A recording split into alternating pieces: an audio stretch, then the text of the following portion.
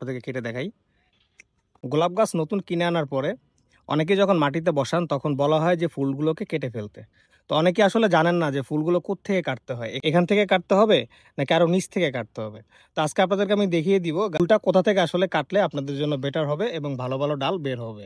আপনাদেরকে আমি সিম্পল একটা ওয়ে দেখিয়ে দিই। এখানে দেখুন 1টা 2টা এবং হচ্ছে 3টা পাতা। তো আমি এই 2টা পাতার নিচে কেটে দিব, যেহেতু গাছটা অনেক ছোট আসলে। তো আমি 2টা পাতার নিচে কেটে দিব। গাছটা যদি আরেকটু বড় হতো তাহলে আমি 3টা পাতার নিচে কেটে দিতাম।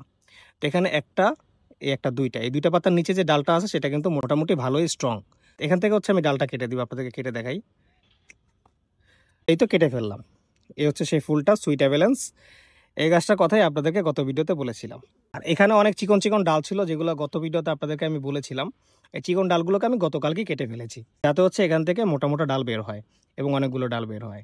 তখন এটাকে মোটামুটি আমি 1261 হিউমিক অ্যাসিড এগুলো মোটামুটি কয়েকদিন দিব। তারপর হচ্ছে গাছ যখন রিপোর্ট করব তখন আপনাদেরকে আমি দেখিয়ে দিব গাছটা রিপোর্ট করার সময় ইনশাআল্লাহ।